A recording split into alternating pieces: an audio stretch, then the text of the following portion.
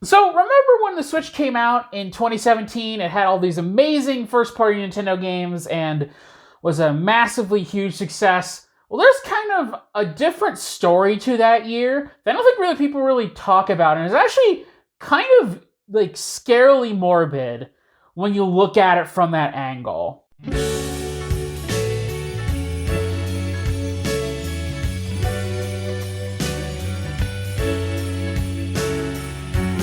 I think it's no secret that the Nintendo Switch is probably my personal favorite Nintendo console, and probably one of my favorite consoles ever.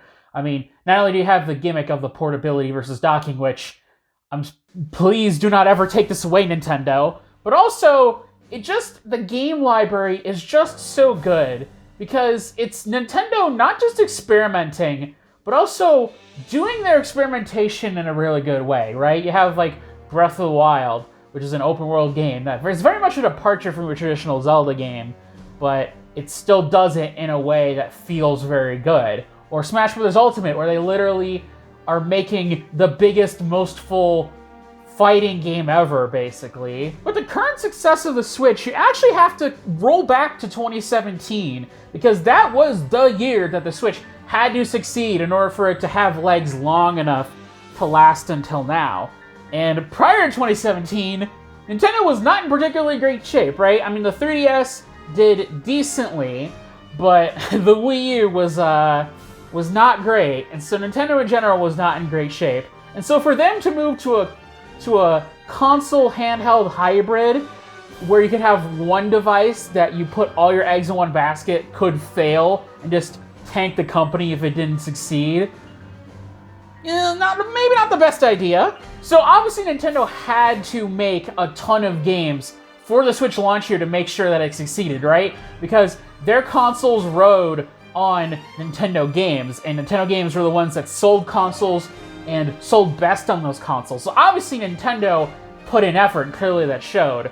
But there's clearly an absence of third-party games on the Switch in that first year. I think outside of Mario plus Rabbids, which obviously was a collaboration between Ubisoft and Nintendo, so I wouldn't quite count that. Because I remember from around that time, there was really I think maybe not even you could count on two hands how many major third-party games came to the console that year.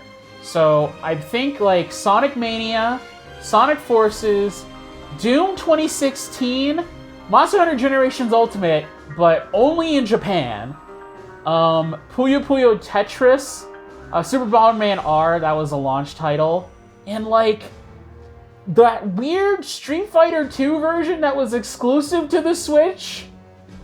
And I think that was it. There wasn't even collections of old games, which usually you would think, for a console, you would get a bunch of those early on in the system's life because people are just porting to it and maybe not fully utilizing the power, but it's just, hey, easy money or whatever. The DMC games were years off from being ported. There was the Mana Collection in Japan from Square Enix, but from my understanding, that exclusivity was primarily due to Nintendo being the only ones that had copies of all those Mana games for Square Enix to even re-put out in the first place. And so this kind of leads me to a dark conclusion, which, if it weren't for Nintendo just absolutely selling gangbusters and the Switch concept working in the first place, that basically the entire video game industry kind of conspired to make Nintendo no longer a hardware manufacturer by not even trying to risk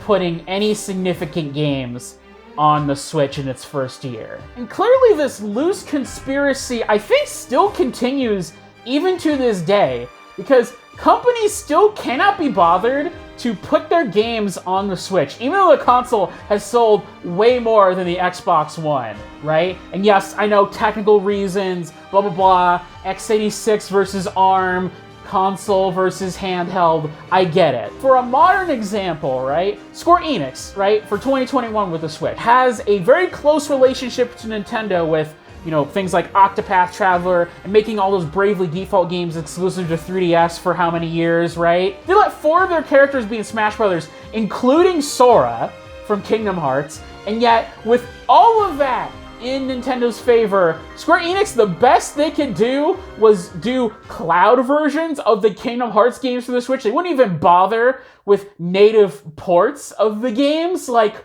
what? And so I think a lot of it is just like old fogies at a lot of these companies, right? Because let's be honest here, for more than 20 years, Nintendo has not been known to be the most stable platform for trying to sell third-party games for since what, the N64?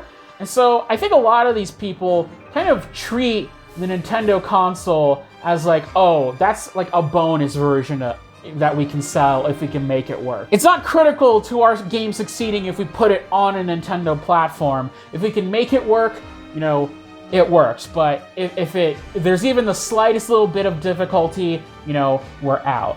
And I don't know what needs to change in order for that mindset to change, right? I don't know if that's at the project management level. I don't know if that's at the executive level. I don't know if that's at the accounting level. But clearly there needs to be a change here of somebody willing to have a different mindset compared to people who have had the same mindset for like 20-something years in order to change things. Because clearly these people are still here, because we're almost 5 years into the Switch's life, and this problem still keeps happening. So anyways, guys, that's it for the video, and I'll see you tomorrow.